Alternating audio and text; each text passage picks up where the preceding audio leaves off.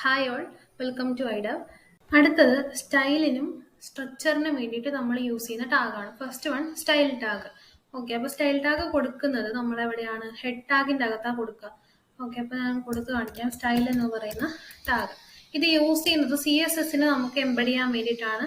Internally embed ചെയ്യാന്ന് പറയും. Okay, internally നമ്മൾ CSSനെ ഈ ഒരു ഫയലിലേക്ക് കൊണ്ടുവരാൻ വേണ്ടിയിട്ടാണ് നമ്മൾ യൂസ് ചെയ്യുക. ആൻഡ് ഈ ഒരു രീതിയിൽ നമ്മൾ CSSനെ HTML ഫയലിൽ ലിങ്ക് ചെയ്യുന്നതിനെ എക്സ്റ്റേണൽ എന്നും ഇത് ഇന്റേണൽ എന്നും പറയും. അപ്പോൾ ഈ സ്റ്റൈൽ ടാഗ് യൂസ് ചെയ്യുന്നത് എന്തിനാണ്? നമ്മൾക്ക് സ്റ്റൈലിനെ ആ ഒരു പേജിലേക്ക് എംബഡ് ചെയ്യാൻ വേണ്ടിയിട്ടാണ് നമ്മളത് യൂസ് ചെയ്യുന്നത്. ഓക്കെ, ഹെഡർ, മെയിൻ, ഫൂട്ടർ എന്ന് പറഞ്ഞിട്ട് 3 ടാഗുകൾ വരുന്നുണ്ട്. Header, main, footer. ഓക്കെ, ഇവര് നമ്മൾ എഴുതിയിട്ട് ഈ ഹെഡറിന്റെ അകത്ത് ഒരു നാവ് എന്ന് പറയുന്ന ഒരു ടാഗും വരുന്നുണ്ട്. ഈ നാവ് എന്ന് പറയുന്ന ടാഗ് യൂസ് ചെയ്യുന്നത് എന്തിനാണ്? നാവിഗേഷൻ ലിങ്ക്സിനെ കാണിക്കാനാണ്. നമ്മളൊരു വെബ്സൈറ്റ് എടുത്തു കഴിയുന്ന സമയത്ത് നമ്മളുടെ ഹെഡർ പോർഷൻ, ഏറ്റവും ടോപ്പ് പോർഷനിൽ കുറെ ലിങ്കുകൾ ഉണ്ടാവില്ല. അതാണ് നാവിഗേഷൻ ലിങ്കുകൾ എന്ന് പറയുന്നത്. അവിടെ ക്ലിക്ക് ചെയ്തിട്ടുണ്ടെങ്കിൽ മറ്റൊരു പേജുകളിലേക്കൊക്കെ നാവിഗേഷൻസ് നടക്കാറുണ്ട്. അപ്പൊ ആ ഒരു പാർട്ടിനെ കൊടുക്കുന്നതാണ് നമ്മൾ ഹെഡറിൽ. ഓക്കെ, ദെൻ മെയിനില് നമ്മൾ മെയിൻ പാർട്ടാണ് കൊടുക്കുക. അതായത് അതിലെ ഹെഡർ, നാവിഗേഷൻ ലിങ്ക്സോ കോപ്പിറൈറ്റ് ഇൻഫോർമേഷൻ, സൈറ്റ് മാപ്പ് പോലുള്ള കാര്യങ്ങളൊന്നും വരില്ല. അതിൽ മെയിൻ കണ്ടന്റ് ആണ് വരുന്നത്. ദെൻ ഫൂട്ടറിലാണ് നമുക്ക് എന്ത് വരുന്നത്? കോപ്പിറൈറ്റിന്റെ കണ്ടന്റ്, അതുപോലെ തന്നെ സൈറ്റ് മാപ്പ് ഒക്കെ വരുന്നത് ഫൂട്ടറിന്റെ അകത്താണ്. ഓക്കെ, അപ്പൊ ഇതൊക്കെ സ്ട്രക്ചറിനെ കാണിക്കുന്നതാണ്. ഓക്കെ, ഇത് രണ്ടും ആ ഒരു പെർട്ടിക്കുലർ സെക്ഷൻ കാണിക്കാൻ വേണ്ടിയിട്ട്. ഇപ്പോൾ ഈ ഡിവിന്റെ അകത്ത് എനിക്കൊരു കണ്ടന്റ് എഴുതാം, അതിനുശേഷം ആ ഒരു കണ്ടന്റ് ക്ലോസ് ആയി. ഓക്കെ, ഇപ്പൊ ഒരു ടേബിൾ കൊടുത്തു. പിന്നെ എനിക്ക് വേണ്ടത് എന്താണ്? ഒരു ലിസ്റ്റ് ആണ്. അപ്പൊ അത് വേറൊരു ഡിവിൽ കൊടുക്കാം, അല്ലെങ്കിൽ വേറൊരു സെക്ഷനിൽ കൊടുക്കാം, അങ്ങനെ കൊടുക്കാം. അപ്പൊ ഇത് രണ്ടും എന്തിനാ യൂസ് ചെയ്യുന്നത്? ഡോക്യുമെന്റില് ഒരു സ്പെസിഫൈഡ് ആയിട്ടുള്ള ഒരു സെക്ഷൻ കൊടുക്കാൻ വേണ്ടിയിട്ടാണ് നമ്മൾ യൂസ് ചെയ്യുന്നത്. ഓക്കെ, പിന്നെ വരുന്നത് എസൈഡ് എന്ന് പറഞ്ഞിട്ട് ഒരു ടാഗ് ഉണ്ട്. എസൈഡ് എന്ന് പറയുന്നത് ഒരു സൈഡ് ബാറിനൊക്കെ വേണ്ടിയിട്ട് യൂസ് ചെയ്യാം. അത് യൂസ് ചെയ്യുന്നത് കൊണ്ട് ഒരു വ്യത്യാസവും നമുക്ക് വരില്ല.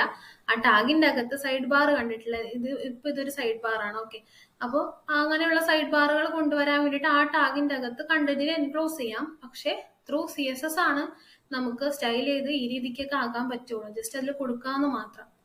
ഓക്കെ, അടുത്തതാണ് സ്ക്രിപ്റ്റ് ടാഗ്. സ്ക്രിപ്റ്റ് ടാഗ് എന്ന് പറഞ്ഞാല് നമ്മള് ജാവാസ്ക്രിപ്റ്റിനെ കൊണ്ടുവരാൻ വേണ്ടിയിട്ടാണ് സ്ക്രിപ്റ്റ് ടാഗ് യൂസ് ചെയ്യുന്നത്. അതിനുള്ള ആട്രിബ്യൂട്ട് ഉണ്ട് SRC. അതിൻ്റെ അകത്ത് നമ്മൾ എന്ത് ചെയ്യും? JS ഫയലിന്റെ പാത്ത് പറഞ്ഞു കൊടുക്കും. ഓക്കെ, ദെൻ ഇത് ബോഡി പാർട്ടിലാണ് നമ്മൾ കൊടുക്കുന്നത്. Okay, head പാർട്ടിലല്ല. ഹെഡ് പാർട്ടിൽ കൊടുത്തിരുന്നു, പക്ഷെ ഇപ്പോൾ ഹെഡ് പാർട്ടിലല്ല കൊടുക്കുന്നത്, ബോഡി പാർട്ടിലാണ് കൊടുക്കുന്നത്. ഓക്കെ, അതിന്റെ റീസൺ ഒക്കെ നമ്മൾ JS പഠിക്കുന്ന സമയത്ത്, അതായത് ഈ ഒരു സ്ക്രിപ്റ്റ് നമ്മൾ ഈ ഒരു HTML പേജിലേക്ക് എംബഡ് ചെയ്യുന്ന സമയത്ത് പറയും. ഓക്കെ, അപ്പൊ നെക്സ്റ്റ് എന്ന് പറയുന്നത് മീഡിയ ഫയൽസിനെ എങ്ങനെ കൊണ്ടുവരാന്നുള്ളതാണ്. അപ്പൊ ഞാൻ ആദ്യം ഒരു ഫോൾഡർ ക്രിയേറ്റ് ചെയ്യുകയാണ്. സോഴ്സസ് എന്ന് പറഞ്ഞിട്ട് ഒരു ഫോൾഡർ ക്രിയേറ്റ് ചെയ്യുക. ദെൻ അതിൻ്റെ അകത്തേക്ക് ഞാൻ കുറച്ച് കണ്ടന്റ്സിനെ കൊണ്ടുവരും. അതായത് ഒരു ഓഡിയോ ഫയൽ വേണം, ഒരു ഇമേജ് വേണം, പിന്നെ ഒരു വീഡിയോ ഫയൽ വേണം. അപ്പൊ അത് ഞാൻ കൊണ്ടുവന്നിട്ട് കാണിക്കാം കേട്ടോ. അപ്പൊ ഞാൻ ഒരു വീഡിയോ ഫയലും ഒരു ഇമേജും കൊണ്ടുവന്നിട്ടുണ്ട്. ഓഡിയോന്റെ നിങ്ങൾ ചെയ്ത് നോക്കാം. ഓക്കെ, അപ്പൊ ഞാൻ ഫസ്റ്റ് എംബഡ് എന്ന് പറയുന്ന ഒരു ടാഗാണ് കാണിക്കുന്നത്. എംബഡ് യൂസ് ചെയ്തിട്ട് നമുക്ക് എന്ത് ചെയ്യാൻ പറ്റും? മീഡിയ ഫയൽ, അതായത് ഓഡിയോ വീഡിയോ ഫോർമാറ്റ്, പിന്നെ ഒരു HTML പേജിനെയൊക്കെ എന്ത് ചെയ്യാൻ പറ്റും? നമ്മുടെ പേജിലേക്ക് കൊണ്ടുവരാനായിട്ട് പറ്റും. സോ ടൈപ്പ് പറഞ്ഞു കൊടുക്കുക. ഫസ്റ്റ് ആട്രിബ്യൂട്ട് ആണ് ടൈപ്പ് എന്ന് പറയുന്നത്. അതിലിപ്പോൾ ഒരു ഇമേജിനെയാണ് എനിക്ക് കൊണ്ടുവരേണ്ടതെങ്കിൽ ഇമേജ് പറയാം. ദെൻ അതിന്റെ ഫോർമാറ്റ് പറയാം. ഓക്കെ, ദെൻ SRCയുടെ അകത്ത് എന്ത് ചെയ്യാം?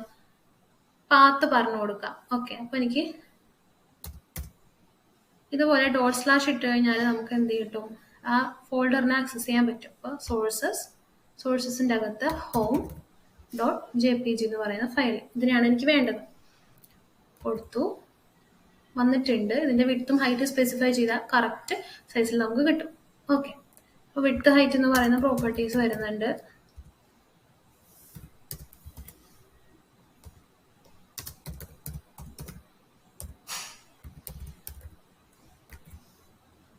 കണ്ടു വന്നിട്ടുണ്ട്. ഓക്കെ, ഇതുപോലെ തന്നെ എനിക്കൊരു ഫയലിനെയാണ്, അതായത് ഇപ്പോൾ ഇതൊരു ഇമേജ് ആണ്, എനിക്കൊരു ഫയലിനെയാണ് ചെയ്യേണ്ടതെങ്കിലോ എംബഡ് ടൈപ്പ് കൊടുക്കുക ടെക്സ്റ്റ്.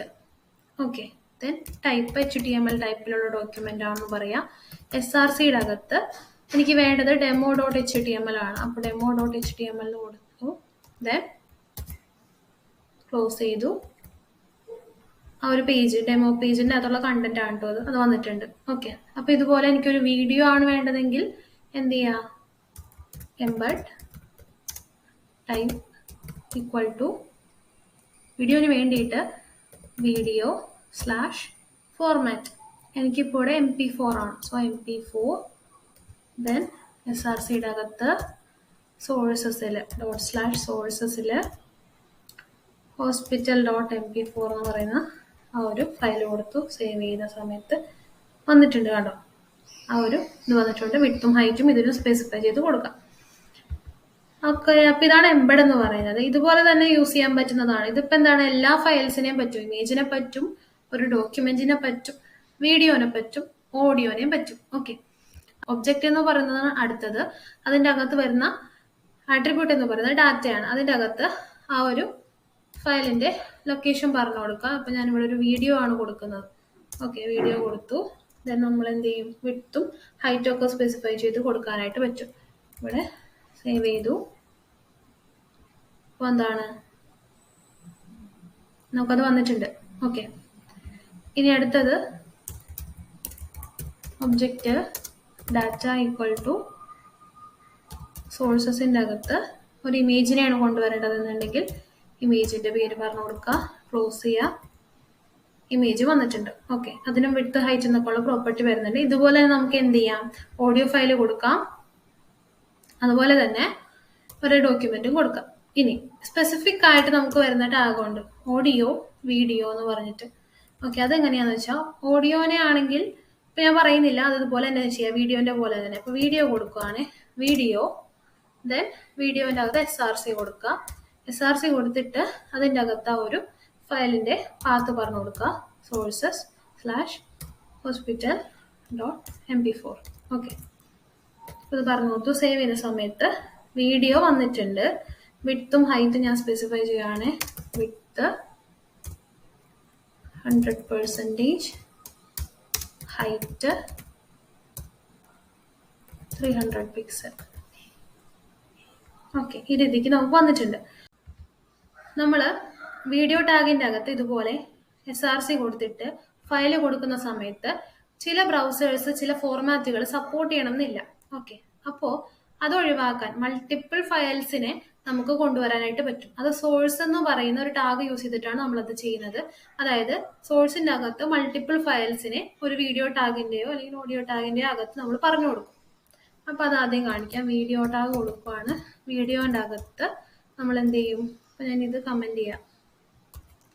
ദെൻ വീഡിയോ ടാഗിൻ്റെ അകത്ത് സോഴ്സ് എന്ന് പറയുന്ന ടാഗ് പറഞ്ഞു കൊടുത്തു. ഓക്കെ, ദെൻ സോഴ്സിന് ടൈപ്പ് പറഞ്ഞു കൊടുക്കണം ആദ്യം, ഏത് ടൈപ്പാണെന്നുള്ളത്. വീഡിയോ ആയതുകൊണ്ട് നമ്മൾ എന്ത് ചെയ്യുന്നുണ്ട്,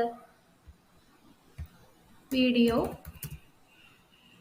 സ്ലാഷ് ദെൻ ഫോർമാറ്റ് പറഞ്ഞു കൊടുക്കുക, MP4 ആണ് ഇവിടെ. ഓക്കെ, എന്നിട്ട് SRC പറഞ്ഞു കൊടുക്കുക, ./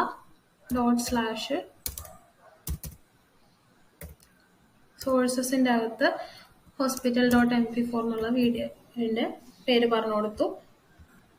നമുക്ക് എന്ത് ചെയ്യാം, വിഡ്ത്തും ഹൈറ്റും പറഞ്ഞു കൊടുക്കാം. അത് വീഡിയോ ടാഗിൻ്റെ അകത്ത് പറഞ്ഞു കൊടുക്കണം. അപ്പോൾ നമുക്കിവിടെ വന്നിട്ടുണ്ട്.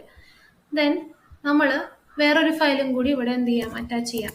അപ്പോൾ എനിക്കിവിടെ ഫയലില്ല, നമുക്കിവിടെ അറ്റാച്ച് ചെയ്ത് കൊടുക്കാം. ടൈപ്പ് പറഞ്ഞു കൊടുക്കുക, പിന്നെ SRC പറഞ്ഞു കൊടുക്കുക. ഓക്കെ, ഇങ്ങനെ കൊടുക്കുക. ഇങ്ങനെ കൊടുക്കുന്ന സമയത്ത് MP4 എന്നുള്ള ഈ ഒരു ഫോർമാറ്റ് സപ്പോർട്ട് ചെയ്യുന്നില്ല എങ്കിൽ ഈ ഒരു അടുത്ത സോഴ്സിലേക്ക് പൊയ്ക്കോളും. സപ്പോർട്ട് ചെയ്യുന്നതിനനുസരിച്ചിട്ടാണ് പറയാം. ഒരെണ്ണം അറ്റ് എ ടൈം ഒരെണ്ണം മാത്രമേ സപ്പോർട്ട് ചെയ്യുള്ളൂ. അപ്പോൾ MP4 സപ്പോർട്ടിങ് അല്ലെങ്കിൽ ഈ ഒരു സോഴ്സിലേക്ക് പോകും. അതല്ല എന്നുണ്ടെങ്കിൽ ആദ്യത്തെ ആ പ്രയോറിറ്റി തന്നെ എടുക്കും. അങ്ങനെയാണ് ഓഡിയോന്റെ കേസിൽ ഇങ്ങനെയാണ്.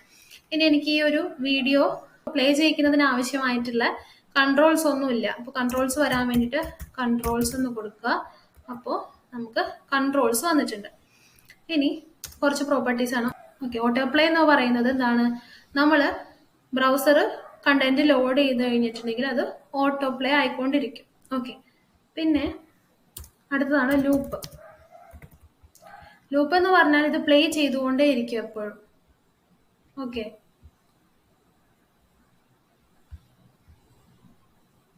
നമ്മളൊന്ന് ഓപ്പൺ ആക്കി കൊടുക്കുക, ദെൻ ഇത് പ്ലേ ചെയ്തുകൊണ്ടിരിക്കും. അതാണ് ലൂപ്പ്. പിന്നെ മ്യൂട്ടഡ് ഉണ്ട്, സൗണ്ട് ഉണ്ടാവില്ല. കണ്ടോ, സൗണ്ട് ഇല്ല. അപ്പോൾ നമ്മളത് അഡ്ജസ്റ്റ് ചെയ്ത് കൊടുത്താലാണ് നമുക്ക് സൗണ്ട് കേൾക്കുക. അപ്പോൾ ഇന്നത്തെ ക്ലാസ് നമുക്ക് വൈൻഡപ്പ് ചെയ്യാം. Thank you.